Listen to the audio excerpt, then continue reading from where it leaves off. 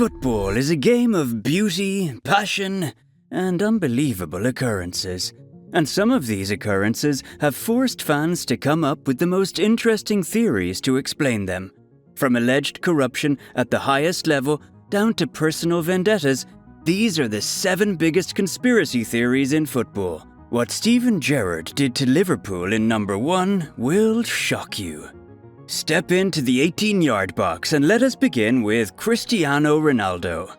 Back in his younger days, Ronaldo was known for his dribbling abilities. He loved to run, take on players, and showcase his skills. But as he got older, he stopped dribbling and instead began to focus on just scoring. Some might say that was just him maturing, but many of his fans believe that Ronaldo stopped dribbling after he was diagnosed with tendinosis, a knee condition which is said to degenerate over time. That looks like a perfectly good explanation. The only question is, how did that knee injury not manage to also stop him from running really fast, jumping really high, and also pulling off the craziest overhead kicks? Well, I guess that's why it's a conspiracy theory.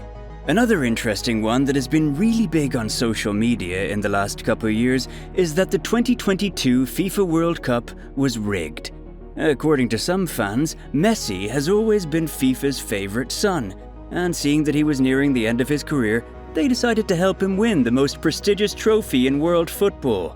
Argentina got awarded penalties in 5 of the 7 games they played in that tournament, and some fans have used that as evidence to back their theory that the tournament was rigged in favor of Messi and Argentina.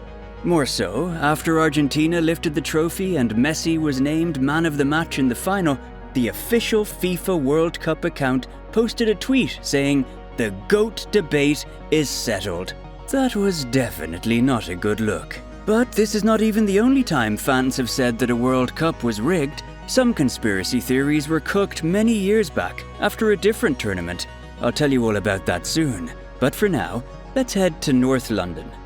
We're all aware of the rivalry that exists between neighbours Arsenal and Spurs. Those two hate each other and will do whatever to make sure that their deathly rivals don't succeed.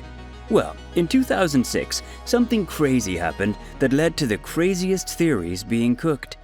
It was the final day of the Premier League season, and Spurs were in pole position to finish 4th and qualify for the Champions League over Arsenal. Spurs were away at West Ham, and all they needed to secure the ticket was to match Arsenal's result at Wigan.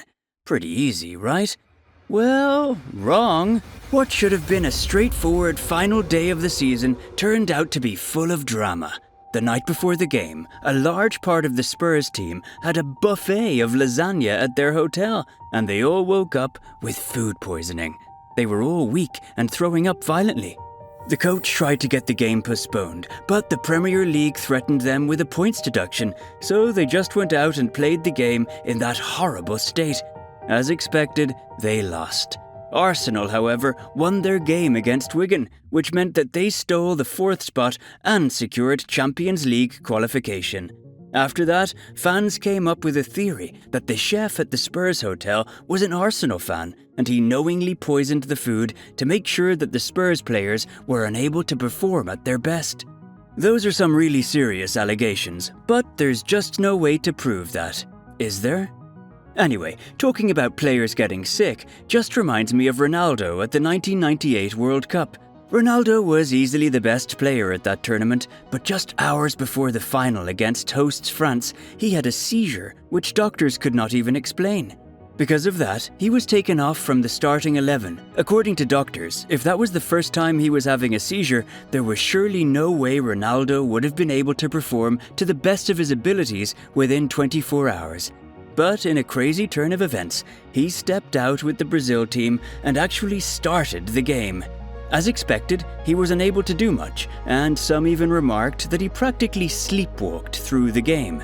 This very strange occurrence birthed all sorts of theories. Some said Ronaldo was drugged. It could not have been a coincidence that the best footballer in the world had an inexplicable seizure just before the biggest game of his life against the host country.